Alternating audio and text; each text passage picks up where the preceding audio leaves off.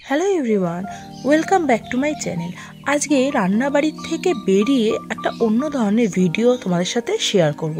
আশা করি এই ভিডিওটার ইনফরমেশান তোমাদের ভবিষ্যতে কাজে লাগতেই পারে।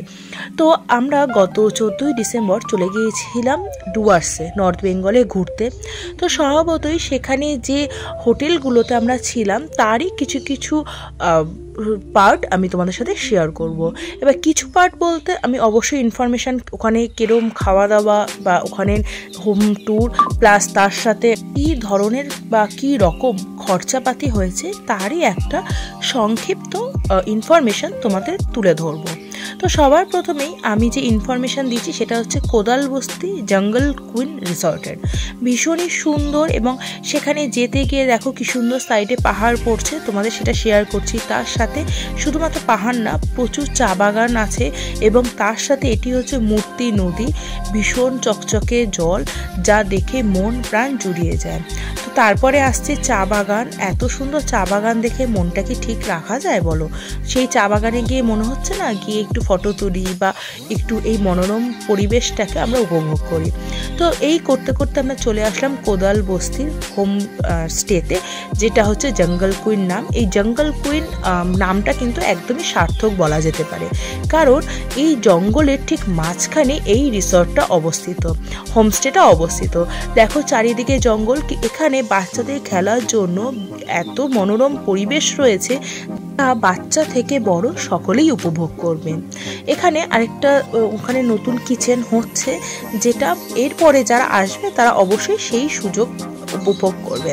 তো প্রথমেই আমি বলছি যে জঙ্গল কুইনের আশেপাশে যে পরিবেশটা, যেখানে এত সুন্দর জঙ্গল, জঙ্গলের ঠিক মাঝখানে একটা রিসর্ট, দেখতে কিন্তু ভীষণ ভালো লাগে। এবার আসি হোমস্টের ভেতরের যে ঘরগুলো রয়েছে সেগুলো সম্পর্কে এবং সেগুলোর প্রাইস সম্পর্কে। তো চলো এবার আস্তে আস্তে সিঁড়ি থেকে ওঠা যাক, আমরা কী ধরনের এখানে রুম দেখতে পারবো সেটারই তোমাদের একটা ঝলক দেখা যায়। সবার ফার্স্টে বাইরে দেখো একটা ব্যালকনি মতো আছে, যেখানে বসার সুব্যবস্থা রয়েছে। এখানে রয়েছে দুদিকে দুটো বসার চেয়ার, তো মাঝখানে রয়েছে একটা টি টেবিলের মতো, যেখানে তোমরা সকালবেলায় বসে চা উপভোগ করতে পারবে।